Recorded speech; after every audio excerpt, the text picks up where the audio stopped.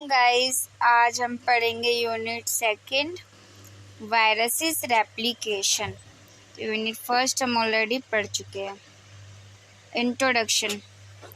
In the previous unit you have studied that viruses cannot replicate on their own, and for replication they require machinery of the host cell for synthesis of the viral genome and proteins। इसमें यही बता रखा है कि जो हमने previous lecture में पढ़ा था कि वायरस जो है वो अपने खुद रेप्लिकेट नहीं कर सकता, उसे क्या चाहिए होता है, होस्ट सेल चाहिए होता है रेप्लिकेशन करने के लिए। तो यही बोल रखा है कि can not replicate outside the host. तो होस्ट सेल के बाहर नहीं रेप्लिकेट करता है, होस्ट सेल के अंदर रेप्लिकेट करता है। बस ये इंट्रोडक्शन ज़्यादा इम्पोर्टेंट है नहीं।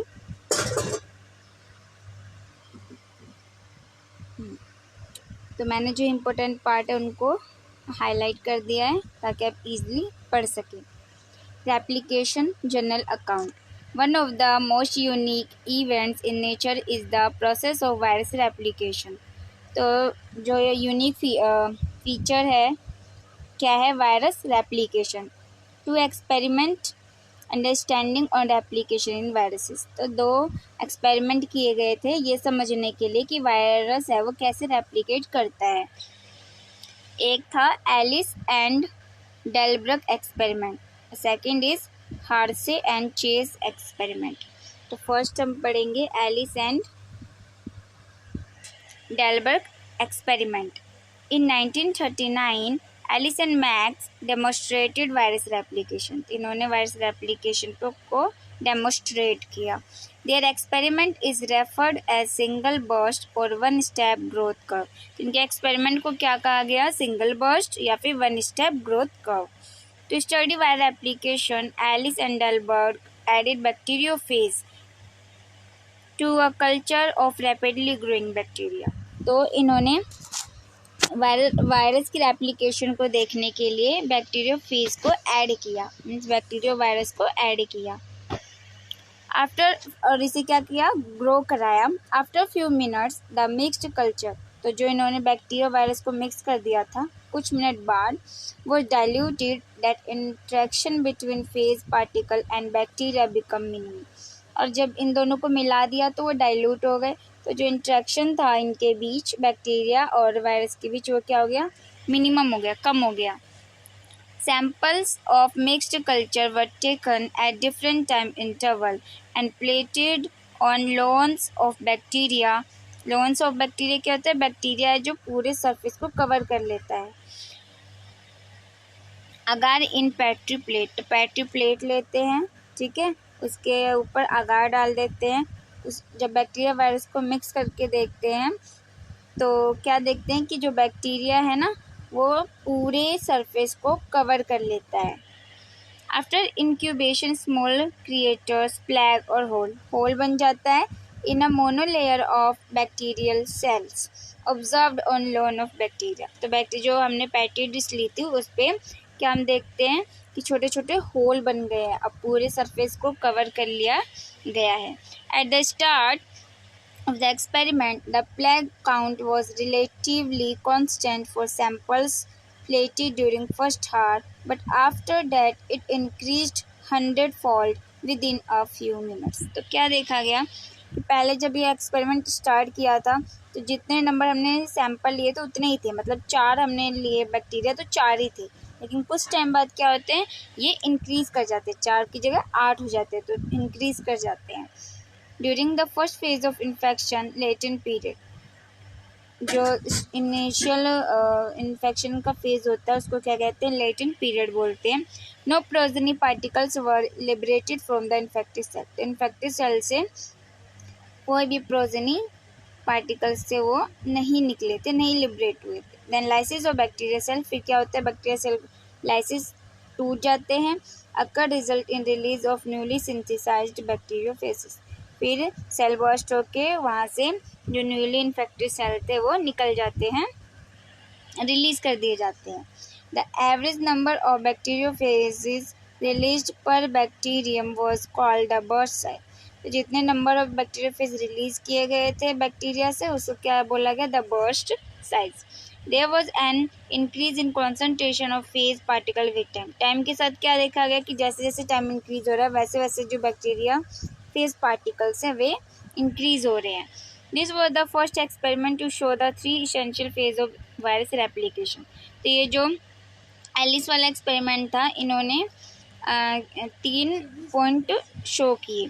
फर्स्ट है इनिशिएशन ऑफ इन्फेक्शन। इन्फेक्शन कैसे इनिशिएट होता है, आफ्टर सम टाइम हो रहा है, ठीक है, तुरंत डालने के बाद नहीं हो रहा है, कुछ टाइम ले रहा है, उसके बाद स्टार्ट हो रहा है। Replication and expression of virus, virus कैसे रेप्लिकेट कर रहा है। Third is release of mature virus from infected cell, तो इन्फेक्टेड सेल से बर्स्ट आउट होके ही जो मेच्योर वायरस है वो रिलीज हो रहा है। सेकेंड एक्सपेरिमेंट था हार्से and chase experiment. They worked, जो हार्से और चेज थे, they worked with bacteriophage T2, तो इन्होंने T2 बैक्टीरियोफेज लिया इन विच इन्फेक्ट ई कोलाई, ठीक है, एस्कारिकीए कोलाई बैक्टीरिया में को इन्फेक्ट कराया। The bacteriophage T2 consist outer protein code with DNA inside, तो जो बैक्टीरियोफेज था T2, आउटर जो इसकी कवरिंग थी वो प्रोटीन कोट की बनी होती है और उसके अंदर क्या रहता है, DNA रहता है। Harsey and Chase grew culture of E. coli in media containing radioactive S-35 sulfur in sulfate form. Sulfur is an important constituent in the amino acid cysteine and methionine. ये क्या कह रहे हैं कि इन्होंने ना रेडियो एक्टिव एक plate लिया जिसमें रेडियो एक्टिव सल्फर लिया, S-35 लिया, ठीक है, सल्फर लिया जो कि सल्फेट फॉर्म में था। और सल्फर किस में देखते हैं हम, अमाइनो एसिड में सल्फर होता है जो क्या आगे चल के प्रोटीन बनाने में हेल्प करता है। Another set of E coli culture in media radio active P32 phosphorus in phosphate form, मतलब फॉस्फोरस का रेडियो एक्टिव लिया जो किस फॉर्म में था, फॉस्फेट फॉर्म में। सेकेंड मीडिया लिया, तो 2 मीडिया लिया था, सल्फर और phosphorus. Phosphorus is present DNA molecule but not present in any 20 amino acid from which protein are made. तो प्रोटीन है वो अमाइनो एसिड का बना होता है, उसमें सल्फर पाया जाता है, लेकिन डीएनए में फॉस्फोरस होता है। डीएनए जो फॉस्फोरस है वो किसी भी अमाइनो एसिड में नहीं होता। These bacterial cell with radioactive sulfur and radioactive phosphate were infected with bacteriophage T2 phases separately. फिर क्या किया गया, बैक्टीरियोफेज के अंदर एक तो रेडियोएक्टिव सल्फर को इंजेक्ट किया गया, सेकेंड है फॉस्फेट को इंजेक्ट किया गया अलग अलग। These progeny phases in E. coli culture on media with radioactive S-35 radioactive sulfur, तो जिस मीडिया में हमने रेडियोएक्टिव S-35 लिया था उसमें रेडियोएक्टिव सल्फर मिला, incorporated into their protein code, इनके प्रोटीन कोड में हमें क्या मिला, सल्फर मिला। But DNA of this phases was, लेकिन जो डीएनए था नॉन रेडियोएक्टिव था, लेकिन डीएनए हमें इस वाले जो सल्फर वाले प्लेट में था उसमें हमें नहीं मिला। On the other hand, progeny phases in E. coli cultured on media with radioactive phosphorus had P32 incorporated into the DNA. तो DNA में जो हमने दूसरा वो लिया था, मीडिया लिया था फॉस्फोरस का फॉस्फेट फॉर्म में, तो उसमें क्या मिला, हमें P32 मिला। New culture of non radio active E coli was infected with, ये जो नया बना जो कि नॉन रेडियो एक्टिव था उसे हमने S-35 and P32 bacteriophage T2 क्या क्या इंजेक्ट कराया, इन्फेक्ट कराया नॉन रेडियो एक्टिव बैक्टीरिया में, किसको, S-35 को और P32 को। After few minute post infection the infected culture was centrifuged to remove the virus coat. कुछ टाइम बाद ये देखा कि जो इन्फेक्टेड जो बने थे ना, इन्फेक्टेड कल्चर, उसमें से वायरस कोड को रिमूव हो गया, ठीक है, सेंट्रीफ्यूगल करके रिमूव कर दिया गया।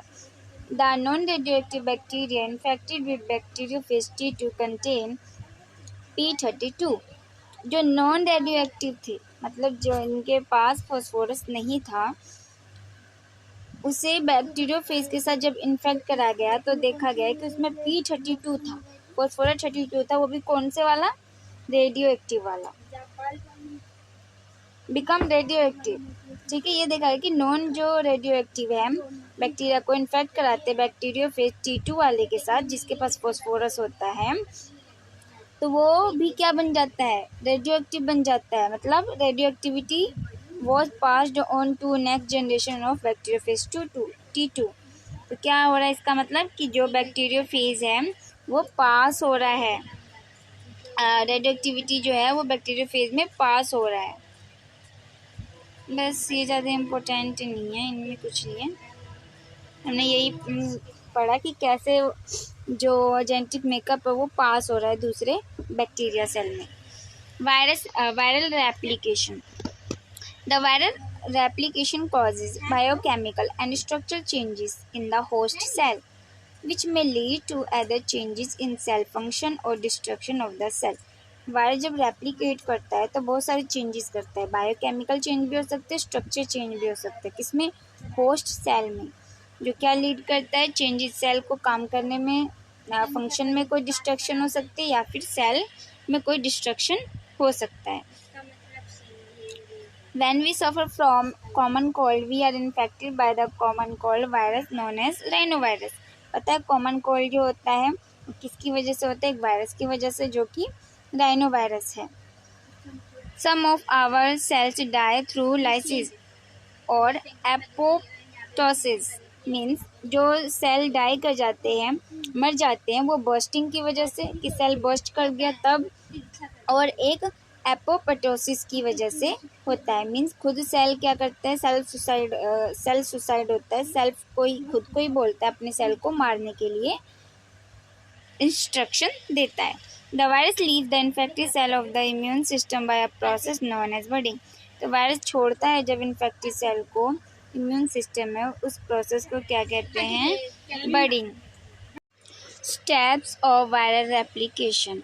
Viral replication is broadly divided into 5 steps. तो कौन कौन से स्टेप्स हैं जिससे वायरल रेप्लिकेट होता है, वायरस रेप्लिकेट करता है।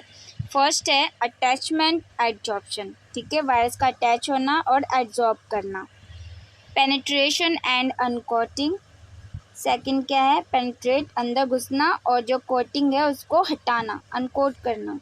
थर्ड है बायोसिंथेसिस, सिंथेसाइज करना, कुछ बनाना, ठीक है, जो ज़रूरत होती है रेप्लिकेट करने के लिए। फोर्थ इज असेंबली, असेंबल होना, ज्वाइन करना। फिफ्थ इज रिलीज, बनने के बाद उसको होस्ट बॉडी में रिलीज आउट कर देना। तो अब एक एक करके देखेंगे। First is attachment and adsorption, ठीक है, एक ही बात है अटैचमेंट और adsorption. Viruses are obligate parasite, virus क्या होते हैं, ऑब्लिगेट पैरासाइट होते हैं। Viruses are highly specific and can only attack particular cells of a particular organisms, meaning that viruses can affect only certain organisms or tissues. Means जो virus है वो क्या होते हैं, हाईली स्पेसिफिक होते हैं, वो अटैक करते हैं एक पर्टिकुलर सेल पे ही और अफेक्ट ओनली सर्टेन ऑर्गेनिज्म और टिश्यू, कुछ ही ऑर्गेनिज्म और टिश्यू पर अटैक करते हैं। For example HIV can infect the immune cell, HIV सिर्फ ह्यूमन इम्यून सेल को ही इन्फेक्ट कर सकता है। Polio virus attack nerve cell, polio virus nerve पे ही अटैक करेगा, वो इम्यूनिटी पर अटैक नहीं करेगा। तो ये वायरस क्या है, स्पेसिफिक होते हैं। हेपेटाइटिस बी वायरस अटैक करता है लिवर सेल्स पे, इस पे लिवर सेल्स पे। Specificity of the virus is due to affinity attraction of viral surface protein to protein on the surface of the host cell. Mean जो specificity होती है, जो स्पेसिफिक ये होते हैं वायरस, वो किसकी वजह से, अट्रैक्शन ऑफ वायरस, जो वायरस का सरफेस है और जो होस्ट बॉडी का सरफेस है, उन सरफेस के प्रोटीन जो हैं उनके बीच में कैसा अट्रैक्शन, उस पर डिपेंड करता है कि वायरस किससे जाकर अटैच होगा। Bacteriophages and animal viruses bind to cellular receptor on the surface of bacteria or animal cell. तो बैक्टीरियोफेज और एनिमल वायरस जो हैं उनके जो रिसेप्टर है वो किस पे, सरफेस पे जाकर बाइंड होते हैं, किसके सरफेस पे, बैक्टीरिया या फिर एनिमल सेल के सरफेस पे। Example virus receptor interaction, influenza virus, जैसे एग्जांपल है इन्फ्लुएंजा वायरस का, hemagglutinin protein form glycoprotein spikes on the surface of influenza virus. Hemagglutinin protein है जो क्या फॉर्म करता है, ग्लाइकोप्रोटीन बनाता है, ग्लाइकोप्रोटीन स्पाइक्स बनाता है किसके सरफेस पे, इन्फ्लुएंजा वायरस के सरफेस पे। This spikes bind with sialic acid group from the glycoproteins of the host cell surface. फिर क्या करता है, ये स्पाइक है वो सिलिसिलिक एसिड ग्रुप से बन के होस्ट बॉडी पे अटैच हो जाता है। ये मैकेनिज्म बता रखा है इसमें, क्लियर दिख नहीं रहा। Okay,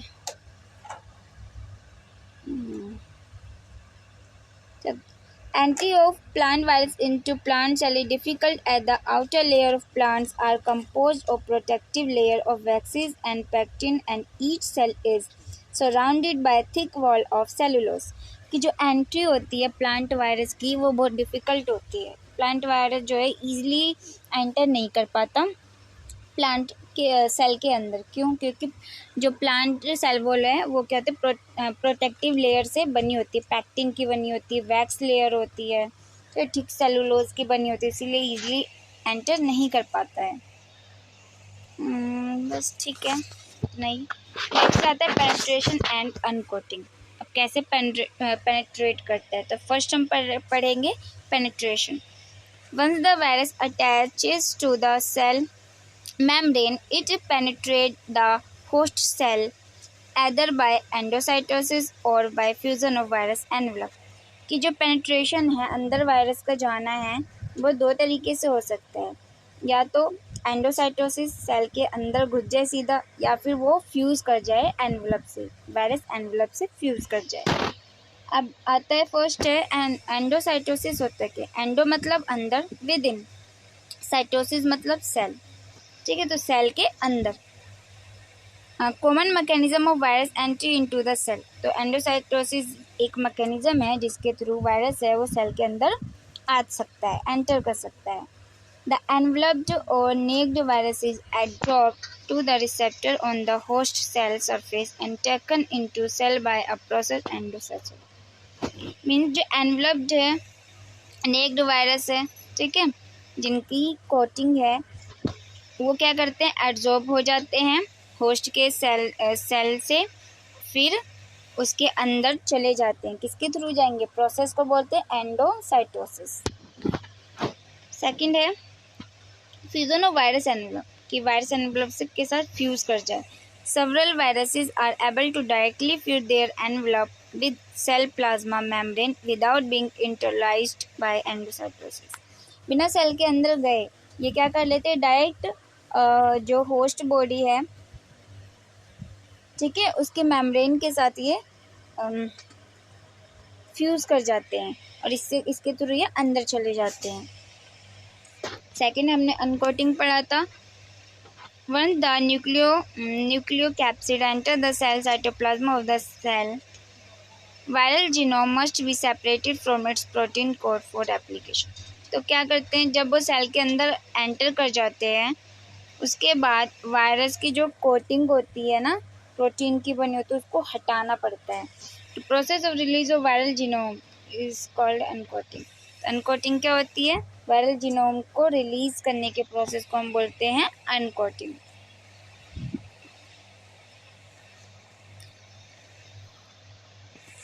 proteolytic enzyme which break down the protein. अब प्रोटियोलाइटिक नाम से क्लियर हो रहा है, प्रोटीन का बना है, ठीक है, जो प्रोटीन को तोड़ता है। प्रोटियोलाइटिक, प्रोटियो मतलब प्रोटीन, लाइटिक मतलब तोड़ना। वो एंजाइम जो प्रोटीन की लेयर को ब्रेक करता है, digest the capsid and carry out uncoating. क्या करता है, कैप्सिड को खा जाएगा, आउटर लेयर को खा जाएगा और उसके बाद अनकोट हो जाएगा। Some viruses, picorna viruses do not undergo uncoating. कुछ वायरस है जो अनकोट नहीं होते। Example picorna virus. Picorna virus penetrate the host cell by endocytosis. तो पिकोरना वायरस कैसे आता है अंदर, एंडोसाइटोसिस के थ्रू सेल के अंदर जाता है। Third point is biosynthesis. After entering the host cytoplasm, host के साइटोप्लाज्म में एंटर करने के बाद Synthesis of viral genome and viral protein start with help of host cellular machinery. क्या होता है, जैसे वायरस सेल के अंदर एंटर कर दिया होस्ट के अंदर, तो अब वो होस्ट की मशीनरी का यूज़ करके ही सिंथेसाइज स्टार्ट कर देता है. ठीक है, वायरल प्रोटीन जो जो नीड होती है, रिक्वायरमेंट होती है, उन सबको बनाना स्टार्ट कर देता है. ये ज़्यादा इम्पोर्टेंट नहीं है, बस राइबोसोम बनाना. ठीक है, प्रोटीन सिंथेसाइज करना. ये वायरल प्रोटीन किसके थ्रू बनता है, जो होस्ट बॉडी है उसके मशीनरी का यूज़ करके बनाते हैं. डीएनए वायरसेस क्या होते हैं? DNA viruses first enter the host cell nucleus then can replicate. DNA virus क्या होते हैं, पहले तो एंटर करते हैं होस्ट न्यूक्लियस में, देन ये रेप्लिकेशन स्टार्ट करते हैं एंड फॉर्म दो डॉटर स्ट्रैंड बनाते हैं. The central mechanism of DNA synthesis in virus is similar to DNA synthesis in any cell. The synthesis of new DNA strand requires template and enzyme with host cell enzyme DNA-dependent DNA polymerase और DNA polymerase. New DNA बनाने के लिए एक template DNA की requirement होती है और एक एंजाइम चाहिए होता है जो होस्ट सेल एंजाइम होता है. होस्ट का ही एंजाइम होता है, क्या होता है, DNA पॉलीमरेज या फिर DNA dependent DNA polymerase. DNA से तो DNA को बनाना है, तो एंजाइम भी क्या लगेगा, DNA polymerase. The capsid and other viral protein are synthesized in cytoplasm of host cell. तो कैप्सिड है, कैप्सिड क्या होता है, प्रोटीन कोट होता है, और दूसरे वायरल प्रोटीन कहाँ बनते हैं, होस्ट सेल के अंदर, होस्ट सेल के साइटोप्लाज्मा के अंदर. These proteins migrate to the nucleus where it's assembled with the newly formed viral DNA to form nucleocapsid. फिर ये जो प्रोटीन बना, साइटोप्लाज्म के अंदर प्रोटीन बना, वो माइग्रेट कर जाता है, मूव कर जाता है न्यूक्लियस के अंदर, और उसके बाद वो असेंबल हो जाता है, जुड़ जाता है किसके साथ, जो वायरल डीएनए बना था उसके साथ. Then nucleocapsid, then it transported from nucleus along the endoplasmic reticulum. फिर जो ये न्यूक्लियस से न्यूक्लियोकैप्सिड बना है वो एंडोप्लाज्मिक रेटिकुलम में ट्रांसपोर्ट हो जाता है. Then it release pox virus is an exception. Then it release, फिर क्या होता है, ये रिलीज हो जाता है. एक एक्सेप्शन है, pox virus is an exception as all their components are synthesized in cytoplasm host. ये तो ये था कि यहाँ प्रोटीन बना, उसके बाद जो डीएनए सिंथेसाइज हुआ था, न्यू डीएनए, ये यहाँ पे प्रोटीन साइटोप्लाज्म में वायरल प्रोटीन बन के वो तो माइग्रेट कर जाता है न्यूक्लियस में. ठीक है, लेकिन पॉक्स वायरस एक ऐसा है जो जिसका जो भी सिंथेसाइज, जो भी बनाना है प्रोटीन वगैरह, वो कहाँ बनता है, साइटोप्लाज्म में, होस्ट सेल के साइटोप्लाज्मा में बनता है. Next is RNA viruses. Multiplication of RNA occurs in the host cytoplasm. तो आरएनए वायरस का मल्टीप्लाई होना कहाँ होता है, साइटोप्लाज्म में, होस्ट साइटोप्लाज्म में, and involves formation of mRNA and viral RNA molecules. The enzyme RNA dependent RNA polymerase. RNA बनाने के लिए कौन सा एंजाइम लगेगा, RNA dependent RNA polymerase. Required for synthesis of new RNA. New RNA बनाने के लिए कौन सा एंजाइम चाहिए, RNA dependent RNA polymerase. is not present in infected host cell. RNA dependent RNA polymerase is not present in the infected host cell. तो जो RNA जो infected host cell है उसके अंदर RNA dependent RNA polymerase absent होती है. Polymerases involved in RNA replication are referred to as replicases. क्योंकि ये रेप्लिकेशन में हेल्प कर रहा है RNA पोलीमरेज, तो इसको हम क्या कहते हैं, रेप्लिकेसेस. To differentiate them from the polymerase involved in transcription. Transcription से डिफरेंट होता है. Biosynthesis of genetic material, 3 representative example. तो ये 3 एग्जाम्पल पढ़ेंगे बायोसिंथेसिस का. 1 DNA virus, 1 RNA virus and 1 RNA virus which replicates with help of reverse transcriptase. जो किससे replicate होता है, एक RNA वायरस पढ़ेंगे, DNA वायरस पढ़ेंगे, और एक RNA वायरस पढ़ेंगे जो कि रेप्लिकेट होता है रिवर्स ट्रांसक्रिप्टेज की हेल्प से. Class first double standard DNA virus आता है, example adeno viruses, herpes viruses, pox viruses. इसमें क्या होता है, DNA double standard DNA virus use for दो थिंग यूज करते हैं, एक टेम्पलेट, ठीक है, टेम्पलेट फॉर रेप्लिकेशन, एक टेम्पलेट तो यूज करते हैं टेम्पलेट डीएनए रेप्लिकेशन के लिए, secondly as template for transcription के लिए। ट्रांसक्रिप्शन क्या है, mRNA बनाने के लिए। mRNA means messenger RNA formed on entry of the virus into host is called early mRNA। तो जब mRNA एंटर करता है होस्ट के अंदर तो तब उसको बोलते हैं अर्ली mRNA।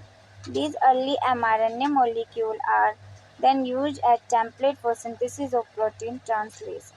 प्रोटीन के बनने को क्या कहते हैं, ट्रांसलेशन।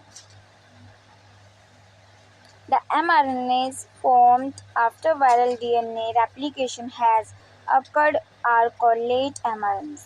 अब mRNA बन गया, इसके बाद DNA रेप्लिकेट होता है वायरल DNA, इसको हम बोलते हैं late mRNA। Late mRNAs are then transported to form structural protein. फिर क्या ये बनाता है, स्ट्रक्चरल प्रोटीन बनाते हैं। यहाँ आपको एक फिगर गिवन है 2.7।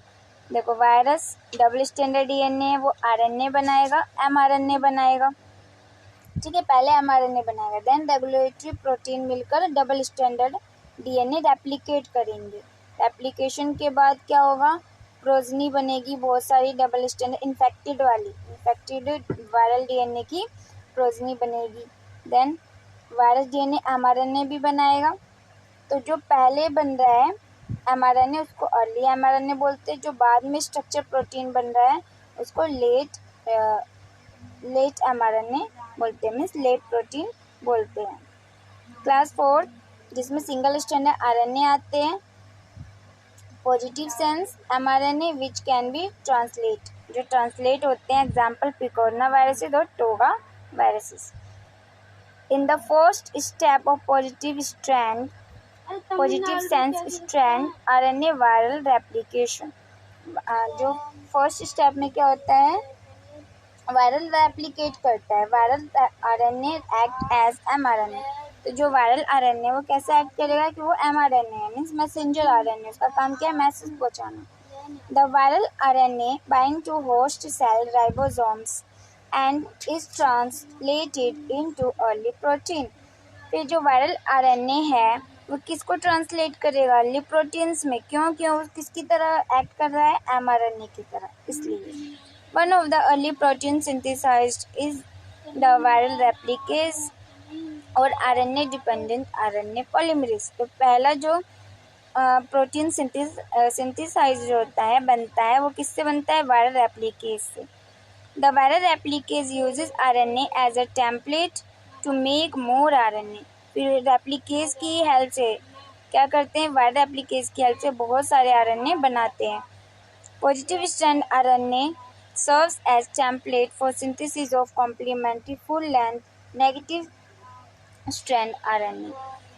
The positive strand RNA and complementary strand RNA together form double standard RNA. फिर क्या होता है, पॉजिटिव नेगेटिव सेंस दोनों वाले आरएनए मिल जाते हैं और क्या बनाते हैं, डबल स्टैंडर्ड आरएनए बनाते हैं।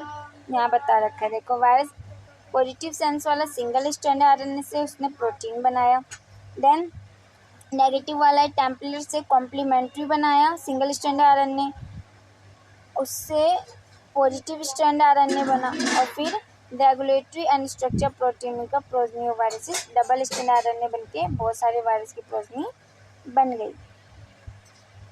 अब आता है क्लास 6 वायरसेस। इसके बाद क्या होता है, single standard RNA which with help of reverse transcriptase enzyme convert to double standard DNA and then form mRNA, example retroviruses. इसके बाद सिंगल स्टैंडर्ड आरएनए होता है क्लास 6 का, जो क्या करेगा, रिवर्स ट्रांसक्रिप्टेज की मदद से पहले तो डबल स्टैंडर्ड डीएनए बनाएगा, देन ये किस में कन्वर्ट होगा, mRNA में। An important element of replication of retroviruses is an enzyme called reverse transcriptase. तो एक रेट्रोवायरस के पास एंजाइम होता है जिसको आरटी बोलते हैं, रिवर्स ट्रांसक्रिप्टेज बोलते हैं। Virus synthesises viral DNA from viral RNA, means viral DNA से आरएनए बन रहा है, उल्टा हो रहा है ना। वैसे तो आरएनए से डीएनए बनाते हैं, लेकिन उसको तो ट्रांसक्रिप्शन कहते हैं, बट ये हम क्या करें, डीएनए से यहाँ पे आरएनए बनाएंगे, तो इसको हम क्या बोलेंगे, reverse transcriptase. The process by which DNA is copied from RNA template known as reverse transcriptase. तो डीएनए को कॉपी किया जाएगा, आरएनए से बनाया जाएगा, तो इसीलिए इसको क्या कहते हैं, reverse transcriptase. Viral genomic RNA serves as template for production of DNA copy. तो डीएनए कॉपी बनाने के लिए हम वायरल जीनोम का यूज करेंगे। This is produced by RNA dependent DNA polymerase, reverse transcriptase. ये क्या होता है, आरएनए पे डिपेंड होकर क्या बनाएंगे, डीएनए को बनाएंगे। द ट्रांसक्राइब्ड आरएनए में बी फुल लेंथ आरएनए और शॉर्टर। आरएनए जो बनेगा, ट्रांसक्रिप्ट होगा, वो या तो फुल लेंथ होगा या फिर छोटा होगा। तो शॉर्टर आरएनए कैसे ऐड करेगा, उसको क्या कहेंगे, टेम्पलेट, जो synthesis of accessory and structure protein, ज़रूरत वाले प्रोटीन और स्ट्रक्चर प्रोटीन बनाएगा। कौन, shorter RNA. Full length RNA transcript are packed into form viral. तो क्या करेगा, वायरस जो बना है उसको पैकेजिंग में हेल्प करेगा। तो ये बाल्टीमोर क्लासिफिकेशन का है, हमने ऑलरेडी फर्स्ट यूनिट में से पढ़ लिया है। अब पढ़ते हैं fourth point, maturation and assembly. During maturation, assembly of the viral components takes place in the host cell cytoplasm. The assembly process involves collection of all components. Assemble करने में all components involve होता है। Virus encoded protein and nucleic acid synthesized in the host cell. Virus जो है encode करता है protein को और न्यूक्लिक एसिड को सिंथेसाइज करता है होस्ट बॉडी के अंदर। Necessary for formation of mature virus at a particular site. तो एक पर्टिकुलर साइट चाहिए होता है जहाँ पे वायरस है वो मैच्योर हो सके, बड़ा हो सके। Some viruses there is an additional aspect when assembly takes place in the nucleus and protein synthesize in the cytoplasm have to moved to the nucleus. कहीं कहीं पर किसी वायरस में क्या होता है कि जो असेंबली है वो न्यूक्लियस में हो जाती है, और कुछ में क्या होता है, प्रोटीन पहले साइटोप्लाज्म में बनता है, देन ये मूव होता है न्यूक्लियस के अंदर असेंबल होने के लिए। ठीक है, ये एक फिगर गिवन है T4 का, कैसे असेंबल हो रहा है देखो। ये अलग अलग जगह बनता है, फिर एक जगह इकट्ठे होके इन्हें जोड़ा जाता है, जुड़ता है। जैसे टेल है, tail assembly, tail core added, head assembly, फिर डीएनए पैक्ड हुआ, पैक्ड होने के बाद फिर यहाँ पे टेल फाइबर असेंबल हुआ, फाइबर सारे इस तरह जोड़ने के बाद जो मैच्योर फेज है उसमें अटैच हुआ। तो इन सबको मतलब पार्ट इनके अलग अलग हैं, उनको एज अ पजल की तरह है कि पजल कैसे अलग अलग होते हैं, उनको जोड़ते हैं। इसी तरह इनके पार्ट्स भी अलग अलग जगह बनते हैं, फिर एक जगह आकर ये असेंबल होते हैं। तो इनके the assembly of viruses takes place mainly by 3 mechanism. 3 mechanism है जिसके थ्रू वायरस क्या है, असेंबल होते हैं। फर्स्ट है various component combine spontaneously to form particles in a process of cell assembly. बहुत सारे कंपोनेंट्स हैं जो मिलते हैं और क्या बनाते हैं, पार्टिकल्स बनाते हैं, खुद असेंबल होते हैं। In some viruses specific virus encoded proteins which are not part of virus structure are first remove then assemble take place. कुछ वायरस में क्या होते हैं, पहले तो स्पेसिफिक वायरस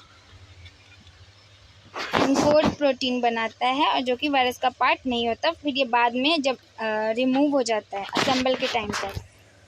थर्ड है वायरस पार्टिकल में also be assemble from precursor protein.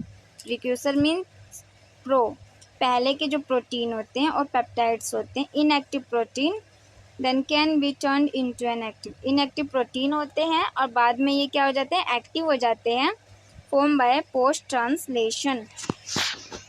modification which are then modified usually by proteolytic cleavage for assembly to take place. Fifth है रिलीज। असेंबल का मतलब यही है अलग अलग पार्ट बन के एक जगह आकर सारे आपस में जुड़ जाते हैं। फिफ्थ एंड लास्ट पार्ट है ये release. Viruses are released as result of lysis of dead cell और by budding exocytosis from the host cell. तो वायरस रिलीज होते हैं या तो सेल का लाइसिस होगा, सेल टूटेगा, या फिर एक्सोसाइटोसिस होगा, सेल एक्सटेंड करेगा। फर्स्ट है सेल लाइसिस क्या होता है, फिर देन पढ़ेंगे बडिंग क्या होता है। Cell lysis for lytic virus, some enveloped and naked virus, the release is a simple process. Simple process के थ्रू मतलब सेल बर्स्ट हुआ और वायरस निकल गया। The infected cell membrane rupture which result in cell lysis and release of the virus. क्या हुआ, infected cell membrane है वो टूटता है और जो जिसकी वजह से सेल टूट जाते हैं और वायरस रिलीज हो जाता है। Host cell die because entire host macromolecular synthesise is stopped and only viral nucleic acid and viral protein are synthesised. तो होस्ट सेल जिसके अंदर ये सब हो रहा है वो मर जाता है। क्यों? क्योंकि जितने भी चीज़ें बननी चाहिए प्रोटीन वगैरह वो सब बंद हो जाता है, सिर्फ वायरल न्यूक्लिक एसिड और प्रोटीन बनता है, तो नुकसान ही करेंगे। बडिंग सेकेंड है budding. Once the nucleocapsid is assembled some viruses push through the plasma membrane. कुछ वायरस वो प्लाज्मा मेम्ब्रेन को पुश करते हैं, धक्का देते हैं। forcing a portion of the membrane around the viron resulting in an envelope or fuse with plasma membrane. Release the then virus को release कर देते हैं। This process is called budding. In this process, the host cell is not destroyed during release because the ruptured plasma membrane can be repaired after budding take place. क्या होता है इस process में, host cell destroy नहीं होता जब virus release होते हैं, प्लाज्मा मेम्ब्रेन रैप्चर होती है और फिर वो बाहर निकल जाती है। देखो लाइसिस और ये बडिंग, लाइसिस में ये रैप्चर होगी देन ये बाहर निकल गया, बट ये बडिंग में क्या हुआ, सेल जो है वो आगे की तरफ एक्सटेंड हो गया। बस आज के लिए इतना ही, और नेक्स्ट पार्ट में कल हम पढ़ेंगे replication of bacteriophage, DNA virus T phase के बारे में। वीडियो अच्छी लगे तो लाइक एंड शेयर करें।